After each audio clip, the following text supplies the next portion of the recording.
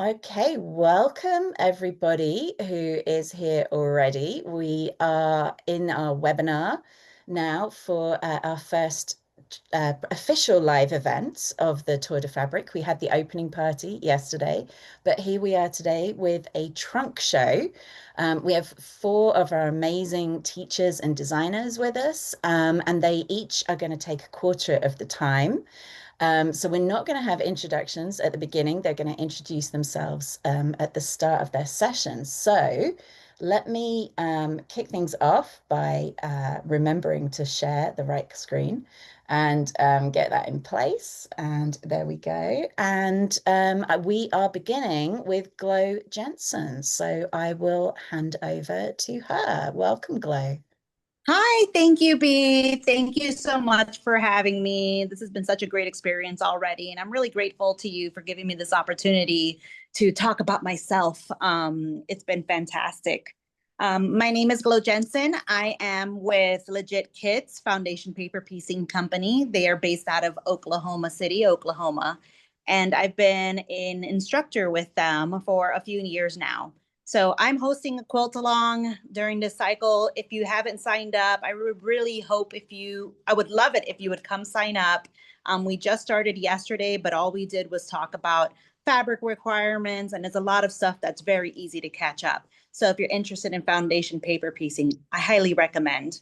What sets Legit Kits aside from other foundation paper piecing company is their beautiful kits. Next slide. Oh, oh. And so here, these pictures were taken here. I actually own a quilting and sewing retreat center in Pensacola, Florida. And so there's a design wall. We have Legit Kits foundation paper piecing quilt retreats every month.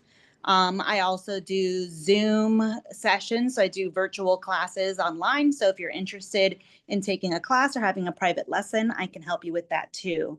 And so here's just kind of a display of a couple of the different kits that we were working on our last session. We have the Mare and Foal, which is a 60 by 80 quilt kit. And then you have Sophia, which is a 30 by 40 quilt kit. You have the ears of our Autumn, the fox, and then a little bit of our hummingbird in the far, far distance. And so our quilt kits are primarily three sizes. We have small 15 by 20 wall hangings. We have 30 by 40. They're a little bit larger. And then we have our 60 by 80 full quilt kits. And you can buy our quilt kits with just the paper pattern only if you would like to source your own fabrics, or you can buy the full quilt kit. Right now, Legit Kits primarily uses Kona Kaufman solids for all of their quilt kits. The advantage of this is that they're very easy to work with, not so difficult to find, and they use a lot of color. So as you see in this picture of Sophia, the sewing machine, Sophia is a 30 by 40 inch quilt kit, and it actually uses 77 colors. And so 77 colors, it really allows us to get that dynamic movement and the depth and color of that sewing machine, so that it's more than just a couple pieces of paper that were flipped upside down and sewn together. You really get a beautiful piece of art when you're done, something that can be shared. And so, okay, next slide. And so on here, I have some upcoming retreats here at my Pensacola Retreat Center. I know that there's many of folks here. B has provided us a wonderful opportunity to have kind of an international virtual quilting summit, and I'm so grateful for that. In my quilt along alone, I've met some people from Australia, from Canada, from Spain, and I can tell you that I don't think that I would have ever imagined myself going online, meeting all these wonderful people from all these places without B. And so if you happen to be in the United States, these are some of my upcoming retreats. I'm also a Sally Tomato patterns educator. And so we do a lot of bag making retreats where we do bag buffets where people get to pick their own hardware and vinyl, cork, and all those things. And it's always a really great time. And again, I also offer virtual classes and retreats. And so for my overseas friends, if you would like to spend some time together and do some sewing, we can certainly do that too. On my Linktree link here, I have, when you click on that, it'll take you to my link tree. It's going to give you my affiliate links for the companies that I am associated with, as long as coupon codes. With the Tour the Fabric, I was allowed to give a 10% coupon code off of the Legit Kits website. And so if you join my quilt along, not to bribe you or anything, but if you do join the quilt along, you do get that 10% coupon off of your order, which can be pretty, really nice coupon when you take a look at the website. Okay, B, if you can cut back to me now. Hey, so this is my live Sophia. It took me forever to make this one, but you can also see behind me, we have our Three Little Birds series. And so that is Chip the goldfinch. We have our mini blue jay, and then we have our cardinal. And so these are our 15 by 20 kits. It's very, it's so gratifying to make these, and it's beyond the quilting world. When I made these Three Little Bird kits, the local bird sanctuary here in Pensacola actually contacted me because they're interested in getting some commission work to have these quilts displayed inside their conservatory. So it really helps unite the world of textiles with the rest of the world too. One last thing before I go, I was just going to give you a quick introduction of our kits. And so this is Building Blocks. This is actually a free download on the Legit Kits website. You can go on my link tree again, use my affiliate link. I would love it because if you use my affiliate link, it doesn't cost you anything extra, but I could receive a kickback.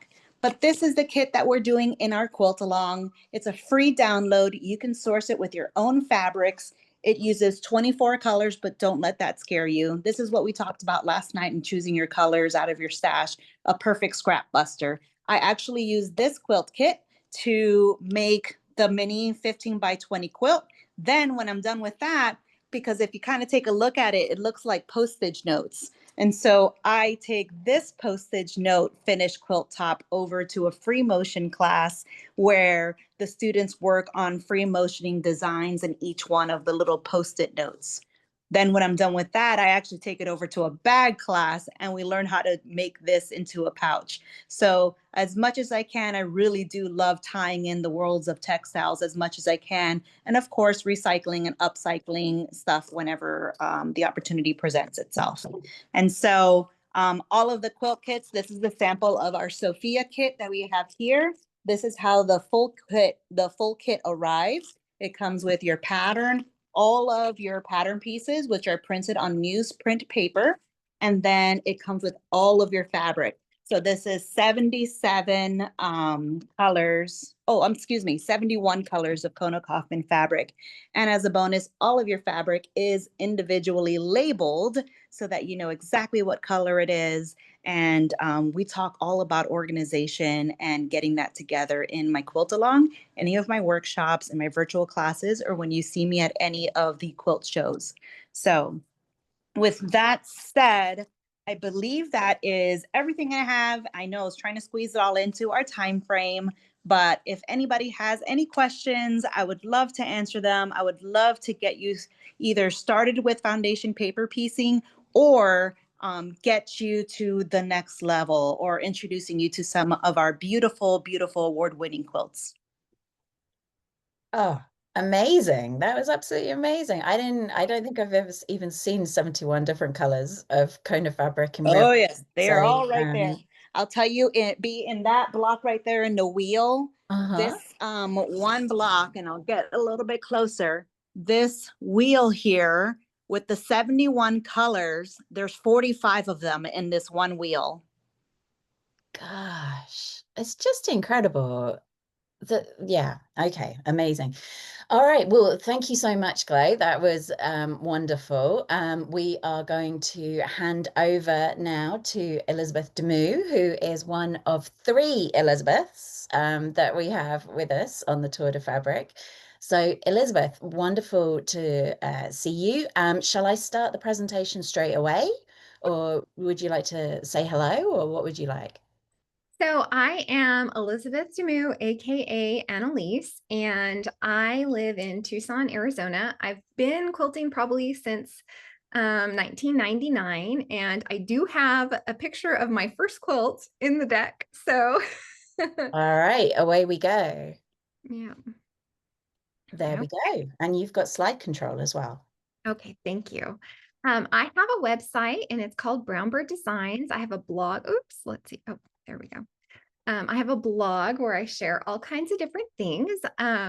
This is my first quilt ever. And my mom was taking a Bible study quilting little group. She was in a Bible studying quilting group, and she had all these blocks. And I decided I had like a velvet duvet cover, and I decided I needed a quilt to go along with it. So I came up with this. I do have like a long version of the story, but I'm sticking to the short version. So this is my first quilt.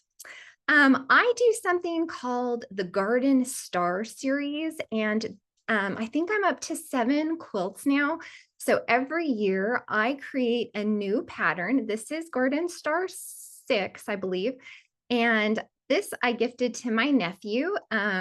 This is gingerbread fabric. I quilted it on my long arm, my sit down long arm, and they're either little hills or scallops. And the series, each pattern has 3 sizes. There's a queen size, a throw size, and a baby size. And there's a little hidden gem within the pattern, and I'll show you that in a little bit. But I have really grown to enjoy the quilting process. And this one I quilted on my 440, my Bernina 440. I used the walking foot with space to sew all kinds of lines. And then I went back in and sewed lines within that. I left some open and used a chunky thread and just hand stitched that. And I think it gives it a really great depth. Let's see. This is, I believe, Garden Star 5. And this was an adventurous quilting experience. It was my first time quilting on the Bernina sit down, and I used Pounce for the first time, and I had a hard time getting it out. So in the corner, in the top and the bottom corner, you can see like a different quilting motif. I think it was like a succulent, cactus succulent motif that I tried to do. But I found that I wasn't getting rid of the Pounce very well. And I had a quick deadline turnaround, so I just had to get it done. And I experimented with ruler quilting. I don't know why I did that, but I ended up trying to do some, I think I was just afraid of, totally free motion quilting on the Bernina for one of my first attempts. So this is also the same quilt, just in different fabrics. This is Ruby Star Petunia, has radishes and strawberries, which gotta love that. I have also done the just regular straight line quilting on this one. And I just find that straight line quilting can just be amazing. Sometimes when I do quilt a lot, I find myself thinking, should I have just straight line quilted it? And I'll show you an example of that in a little bit.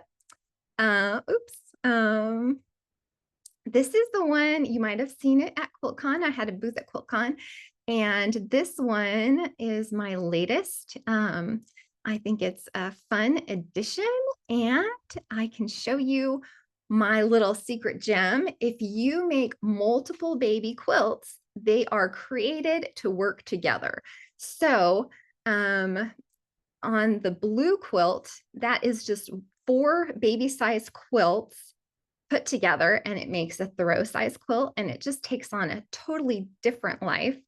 And then the white one, the white background one, I believe it has 1, 2, 3, maybe 4, maybe 5, 1, 2, 3, 4 different baby quilts in it, just repeated. So that is just a fun little hidden gem in the pattern. Every year, and I've been doing it for 3 years, this will be my 4th year, on Jelly Roll Day, me and a few other designers get together and bundle our patterns together. I call this Cafe Terrace, and I imagine being on a rooftop like cafe with a beautiful tiled wall behind me, drinking some coffee. And that's the second one that I did. The last year's one is Fields of Flower, and that was a fun one to make. I try to make my patterns Jelly Roll friendly, and I like to get a little control over the project. So I like to maybe separate out, I think this one separates out 8 strips, and you can just use those on the binding. And then you have a little bit more control over what colors actually go in the quilt. On the other side of the slide, you'll see a quilt back. And what I love doing is just exploring on the back. I had the brown as just in my stash, and a few of the other prints were in my stash too. And I just really wanted to get some of that used up. And so I do this quite often. And yeah, just another little thing to make the quilt sparkle. Sometimes I'm not sure if I like the quilt top or the back better, but it's fun.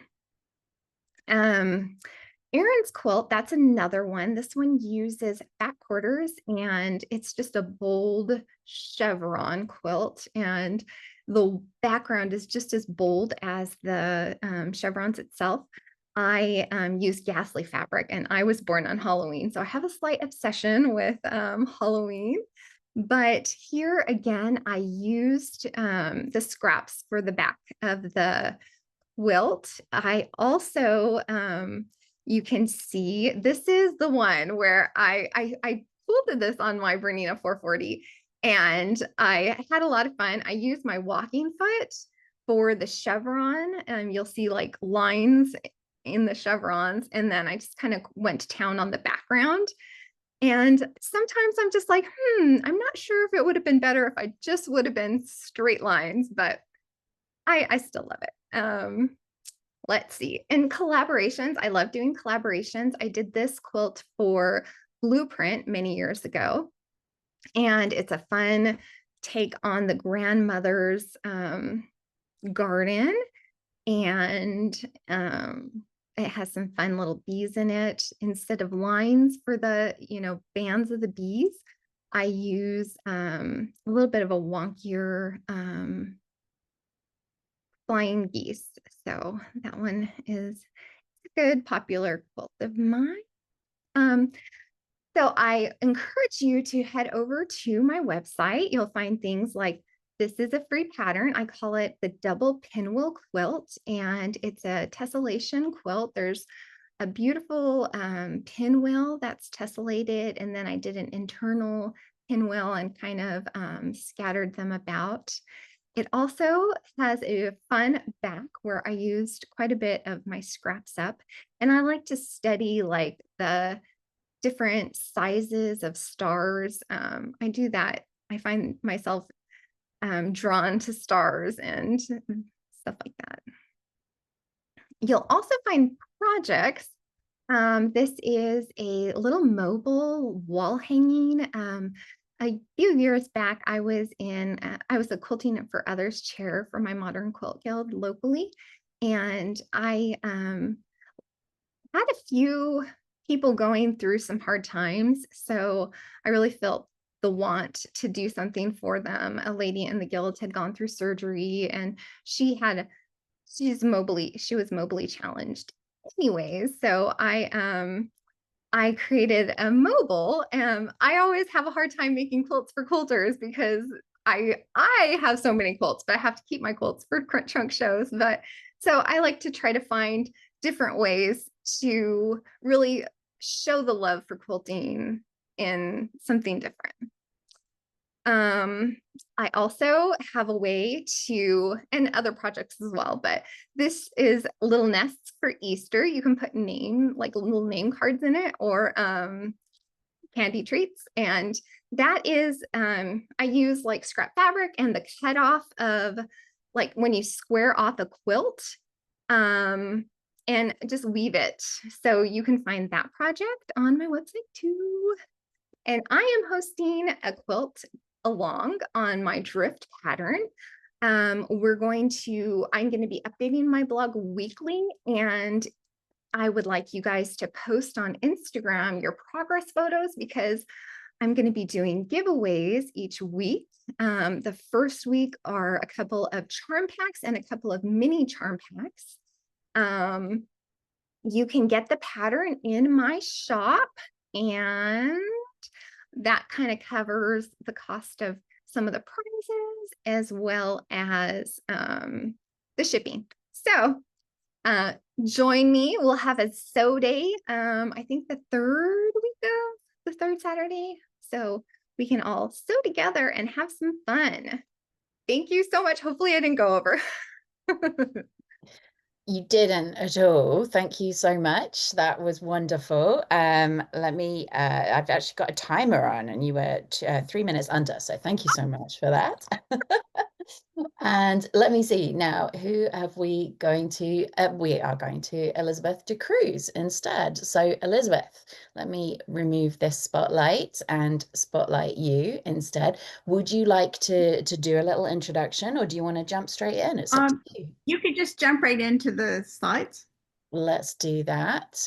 Where are we? Here we go. And you should have control of those slides. Wonderful. Over to you. Thanks. So thanks. As you said, my name's Elizabeth de Cruz, and I'm from Ontario, Canada. So it's great to have international representation. And I'm really excited to be part of Tour de Fabric. And my projects in Tour de Fabric are not normal quilting projects. So what I'm going to talk about today is explain a bit about the technique. So my projects are actually pojagi. And so that is what the word looks like. It is a Korean word, but in English it's written like this. And sometimes it's spelled with a P, and sometimes it's spelled with a B, and that's actually the same word in English. So no matter which way you see it, it's referring to the same thing. So I'm going to explain what pojagi is and what you can do with it. So pojagi is traditional Korean sewing, and I had the amazing opportunity of being able to study that for 2 years when I was living in Korea.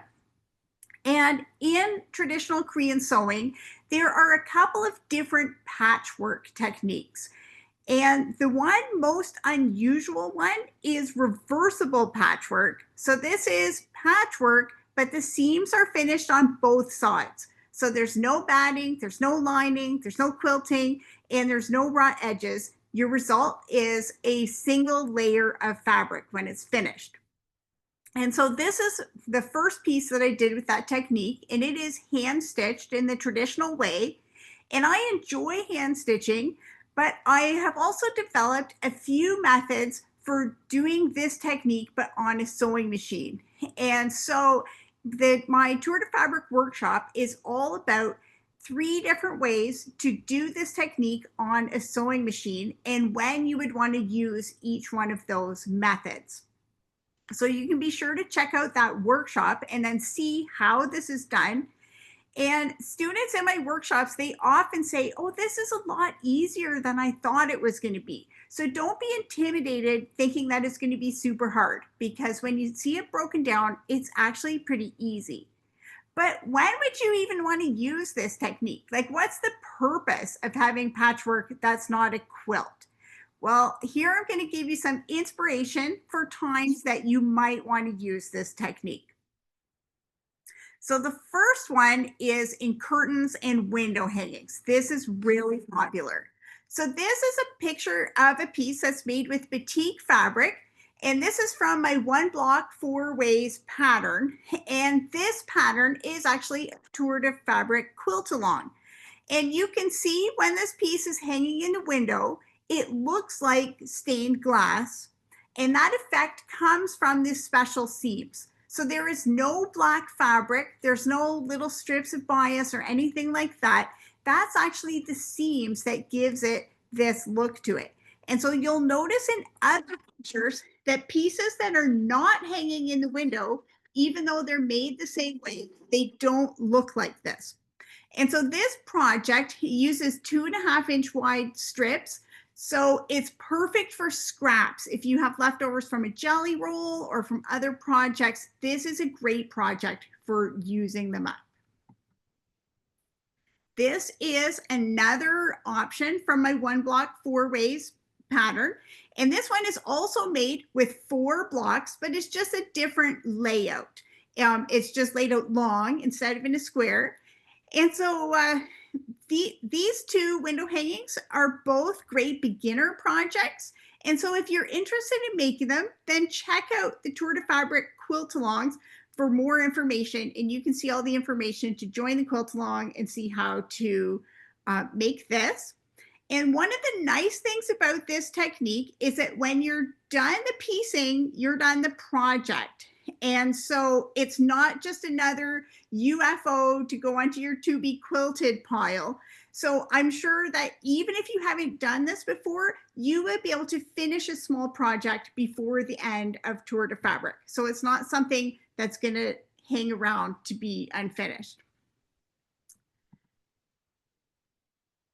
This piece is a picture from the sample from my popular workshop that's called Projagi Improv. So in this class, students use improv piecing to design their own window hangings. And you can either follow this pattern and do this size and shape exactly, or you can use this as a launching pad to customize your own piece for whatever fabric you have, whatever size window you want. And for a long time, I only taught this workshop as a live class, either in person or on Zoom, but only live. But earlier this year, I sat down and I recorded videos to have an on-demand workshop. And this has been really popular option for people who can't commit to a live class. And so I'm really excited to have this class. And I also have in the Tour de Fabric goodie bag, there's a discount code for this online on-demand course. So you can go back and get that again on the Tour de Fabric website. Look in the goodie bag to get that. So window hangings are a really popular thing to make with this technique. These are some other window hangings that I've made, and they're a quick and easy project. And they can add a pop of color to your room and for decorating, but they're also really easy to switch out when you want to change. So here are some more window hangings that I've made. There is the maple leaf, which is great for fall and also for Canada Day. I have to give a shout out because yesterday was Canada Day. So to all my fellow Canadians, I hope that you had a great time celebrating. And then there's a snowflake and the Christmas tree, which are seasonal projects. And then the last one is called Glimmer. And that one, of course, can be used any time of the year. So there are a lot of different designs and different things that you can do in terms of window hangings. But besides window hangings, this technique can be used to make a lot of other things. So the one thing it can be used for is lightweight blankets. So if you want patchwork, but you don't necessarily want a quilt, you don't want the weight of a quilt, then this is a perfect solution. So for times like summer, or if you live in a hot climate, then this is a really useful item. So this is a bed cover that I've made with linen fabric. And this is one of the largest pieces I've ever made with this technique. And I really love how it turned out. And this is another one from my 1 block 4 ways pattern. So in the quilt along, you will find out all about how I made that. And this one is pretty big. So I probably wouldn't recommend this as a first project if you've never tried this technique before. But if you are extra brave and you like living on the edge, then you might want to jump in and just give it a try. This is a smaller version, which is much more manageable. And this one is made with flannel fabric. And so It's just the right size to use as a receiving blanket for wrapping a baby, whether a real baby or a doll. And if you have flannel scraps, this is such a great project. It's quick and easy to make, and it will hold up to a lot of use and wear and tear. And sometimes if you make a quilt for a new parent, they might hesitate to use it because it seems it is super special, but it seems like they might not know how to wash it. They might not know what to do with it, and they just want to keep it in perfect condition. But this is something that's designed to be used, and it can be easily washed and dried. It can really hold up to that. And it's a great way to use flannel scraps. So this is a really nice practical item that would make a great gift for any new parent. But besides lightweight blankets, you can also use this technique in clothing and wearable items. So, oh, there we go. Okay, so this scarf is another sample from my One Block 4-Ways quilt along, and it's actually the same pattern as the long valance that you saw as a window hanging. And this one is made with silk fabric, so it's really soft and drapey. And usually when I do Pojagi patchwork with silk, I hand stitch, but for this project, I used a sewing machine, and I'm really happy with how it turned out. And in the quilt along, I share all the things that I learned when I made this. This piece is a little dress that I made. And in this one, I just took a bunch of quilt fabric scraps that I had laying around, and I sewed them together randomly to make a bigger piece of fabric. And then I used that fabric with a simple pattern to make this little toddler dress. And I think it is so cute and adorable. And if you have scraps, if you happen to have scraps at home and you like making simple garments, then that is a great combination to put those two together and to be super great with using all your scraps and keeping fabric out of the landfill. And so I know you'll get a lot of ideas for how to combine Pojagi seams and scraps and clothing. And so besides clothing, there are other ways that you can use this around the house. So this is yet another sample from the One Block 4-Ways pattern quilt along.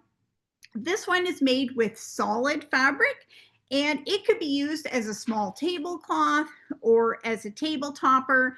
And this is the same layout as the very first window hanging that I showed you that looked like stained glass. And it's the same layout as the flannel receiving blanket. So you can see that items that are made, even with the same pattern, if you switch out different fabrics, it looks totally different, and it could have totally different uses and applications. So this piece is a shower curtain. That's a really fun project. And this shower curtain is from my pattern Easy Patchwork shower curtain. And this one is made with batik fabric, but you can see the difference right away. Because it's not in a window with sunlight, it doesn't look like stained glass. It doesn't have the dark lines in between the pieces. But if I took the same piece and held it up in a window, then you would see the dark lines appear.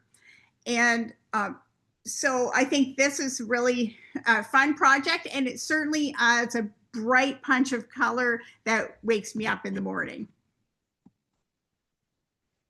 Then this last piece is a tablecloth that's made with batik fabric. And this is my example from my One Block 4-Ways quilt along pattern. And this is the large variation. So this one uses 20 blocks, whereas my other projects use fewer blocks. This is the really big one. And this is the first full tablecloth that I've made, and I love how it turned out. It is made with 2.5-inch strips, as I said. So for this one, I had a pre-cut bundle, and so I used that bundle to make all the blocks. And so in a jelly roll or another 2.5 pre-cut bundle, that is just the right size to make 20 blocks. And so this piece, it looks scrappy, but it's also coordinated because all the fabrics are from the same collection.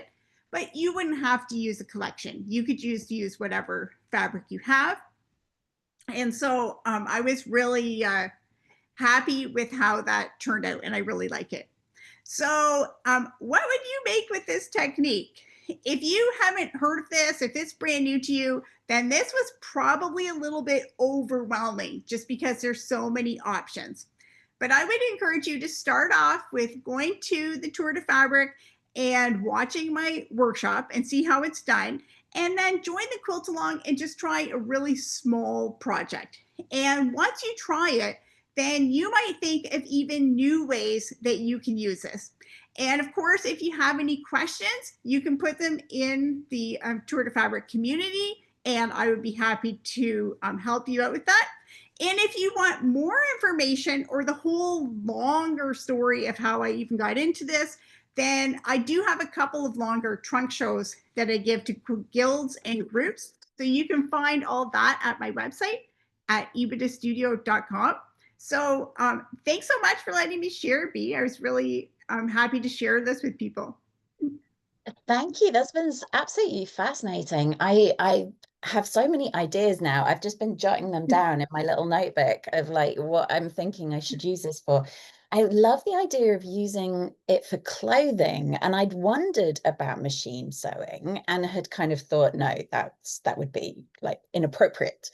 But I'm delighted that you have explored that and kind of ironed out the wrinkles for us. Thank you so much. So wonderful. And yes, if anybody's got any questions for any of the teachers then or designers, then do put them in the chat. And I've been putting everybody's teacher page in the chat as well, so that everyone watching can access all their downloads and follow them and book them for Quilt Guilds and so on. So thank you, Elizabeth. That was amazing. Okay, thank you. So it's time to hand over to Ali, who is our final participant today. Hi, Ali. Great to have you here. Hello. Wonderful to be here. Would you like to do an introduction, or should we jump straight in? We can jump straight in. That'd be great. Thanks, Bea. Okay, wonderful. Let me go ahead and share. Off we go. Thank you. Cool. Could you give me the slide control, please? Excellent. Thank you so much. Thanks, Bea. It's great to be here as part of the Tour de Fabric. I can already see a couple of familiar names here in the attendees as well. For those of you who don't know me, I'm Ali Ride. I'm a designer, I'm a maker, I'm an entrepreneur. I design, write, and sell unique quilt patterns, and I teach others to do the same as well and grow a fulfilling creative business online. But once upon a time, I was this.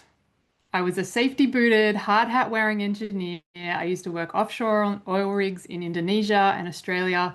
I went all over the world for my work to Scotland, Malaysia, the Emirates, the USA. It was exhilarating, it was tough, it was challenging. It definitely taught me a lot of things about myself and the world. But there was always this little voice inside me that kept growing louder. You know, it said, make, create. I don't know if anyone else has heard that little voice inside their heads. So I quit my six-figure engineering job. I went back to study architecture and then industrial design. We moved to Italy. I had some babies, and here I am. I live in a small town just outside Verona with my husband and two daughters. But before I became a mother, when I was pregnant with my first child, and let me know if this story might be familiar to you, because I think many of us might start out our quilting journeys this way. I had this overwhelming, incredible desire to make something, and not just anything, something really special, an heirloom for my child, something that they were going to treasure forever, this masterpiece of handwork that was made by me. And so I made this. My very first quilt. Decidedly not a masterpiece, but loved nonetheless, certainly. I didn't love it. I certainly didn't love it when I was making it, that's for sure. This is my first and only applique quilt before I even knew what applique was or that there was more than one way to make a quilt. It was actually a free pattern in a magazine from Spotlight, which is Australia's equivalent of Joann's, or the ex-Joann's if you like. And I don't think I need to tell you that I had absolutely no idea what I was doing. I got the fluffiest, thickest batting going, and when it came time to quilt this thing, you can imagine I was this hormonal pregnant woman wrangling this fluffy, poorly basted bunch of fabric through my domestic sewing machine, and you can imagine how that went. Let's just say my mum ended up putting the binding on this quilt for me because I was just so done with this quilt by the end. But that little spark, that spark had been ignited. After my daughter was born, I spent countless late night hours. I was reclaiming my creative identity. I sewed well into the depths of the night, past midnight. I was becoming a quilter. I was teaching myself from YouTube videos. I was trying to reverse engineer blocks I'd see online, figuring out how to put things together. So, thank you, engineering degree, for that. I used all kinds of fabrics, and I still do, any and all kinds of fabrics, old sheets, shirts, clothes, upholstery fabric, any offcuts that I had, you name it. I'm even lucky enough to have a next door neighbor who has an amazing quilting fabric stash that she's been very generous to share with me as well. So brought all those together. Fabric to me is just another design parameter, right? And necessity is the mother of invention. As I got even deeper into quilting, I was also kind of figuring out what kinds of quilts I like to make. And at a certain point, I moved past wanting to make other people's stuff. Maybe you've been there as well.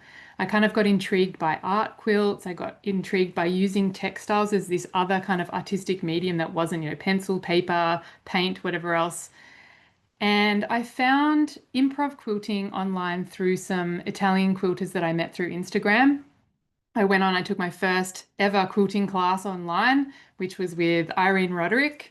I took another class with Lisa Call, which was about developing my own design voice and style. I was really exploring all of these different elements of textile design and quilting.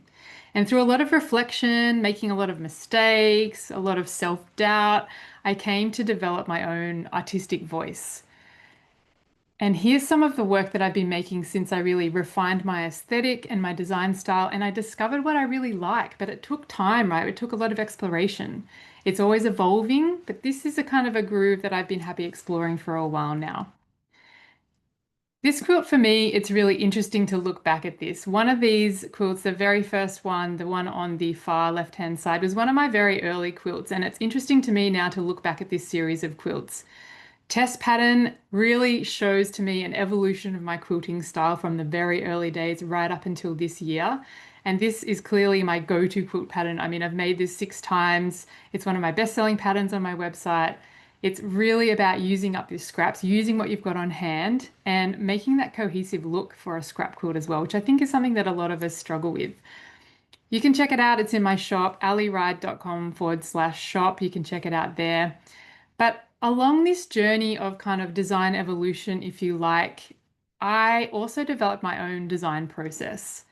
So maybe you like to do this too. I like to collect inspiration, and I generally am taking photos of that inspiration all over the place, wherever I'm going. It could be cracks in the pavement, it could be a building site, it could be a horizon somewhere, it could be shadows or plants, daily objects that we use every day, that kind of quotidian beauty that strikes us sometimes and we want to record it. The photos on my phone, yes, they're absolutely a jumbled hot mess, but that inspiration is captured and it's there. I'm sure we all have those photos on our phone, right? From this starting point of capturing inspiration, then I take that inspiration and I make it my own. I do this through sketching and iterating. So I develop that idea, I move it further away from that original inspiration source until I find a composition that I like. And you can see my design process in action here on plein air. This is a barn in Switzerland, pretty nondescript, just kind of sitting there in the countryside, which then I abstract down through this kind of iterative sketching process, and it became this small hand quilted wall hanging that I made. Another example of this is Traces, this quilt here that was a quilt that I made based on a 100-day project. So some of you might have done the 100-day project before, where you spend 100 days working on a specific theme or a specific project. I was looking at HSTs, half square triangles, and the outcome in this case of this project was a queen size quilt, fully hand quilted for my mum as a special milestone birthday present. The hand quilted words on this quilt are white on white, and they tell the story of the female makers in my family, all the way from my great grandmother, all the way through to my daughters. Now, I also wanted to show you my design process in action with my quilt pattern 2 rectangles, which is the quilt that we're making in my quilt along as part of the Tour de Fabric. This quilt design started out as photos again, so capturing that inspiration when we see it. These are photos of the facade of a 14th century palazzo in Verona, so romantic city. There are definitely more famous buildings in Verona than this building, like Juliet's balcony, as in, you know, Juliet and Romeo who come from Verona, supposedly. But, you know, just passing by this relatively unknown building, I was really drawn by all of those shapes and the shadows of all of the facets on that facade there. So taking those original photos, I did some sketches and I started to really define what those shapes were that really appealed to me. I iterated my design idea, I developed it, I moved it further away from what that original photo was, so it became unique to me. It's my idea, I'm developing and working on this. And then after working analog with just pencil and paper, I moved that design into the digital phase. Now, I like to use Adobe Illustrator when I work digitally. This is the tool that I use. And using Illustrator allows me not only to move from that kind of slower analog iteration to very rapid iteration in the digital space. I can also play with color, and ultimately I can then translate this idea that I had that came from a sketch, that came from a photo. I can translate this into a quilt pattern if that's what it wants to become. And in this case, it did. And so the Two Rectangles quilt pattern was born from a photo to a sketch to a digital form, to a real world tangible fabric piece, which is hanging here right behind me. And finally, a quilt pattern, which is what we're making this month in the Quilt Along in Tour de Fabric. You can head to aliride.com/join and join us there. That'll take you straight to the sign up page for the Quilt Along. So you can come and join us. We had our first meeting yesterday. The replay's up. You can catch up on all of that. All of the resources are available to you as well. And I'd love to have you along for the ride. I recognize a couple of names here as well who are signed up for the Quilt Along. So hello to everyone who's here on the call for that.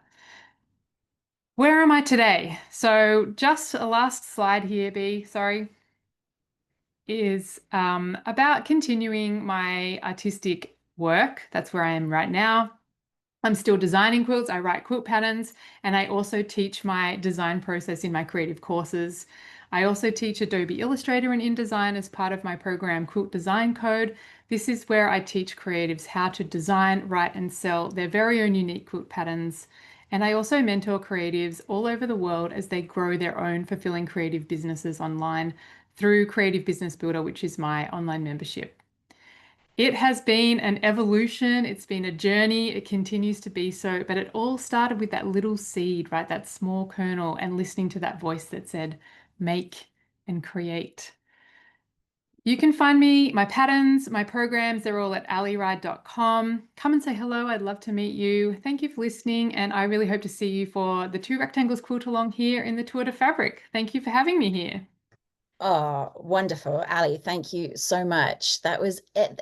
Just beautiful. I mean, that pattern that you've made, was it 6 different times? Is just, I was amazed how different each of them look. So thank you for Yeah, that. it's super fun. Yeah, Scraps allow us to really bring our design skills out, I think. It's a great design absolutely. parameter to work with. Yeah, absolutely. Well, thank you all so much, all of you that have spoken today. Thank you to all our attendees. Been wonderful to have you with us, and welcome to those of you that are now watching on YouTube as well when the recording goes up. So there will be more of these trunk shows during the Tour de Fabric, and if you haven't yet registered, go of course to www.quiltandlearn.com. And we will see you at future events. Thank you all. Bye. Thanks, B.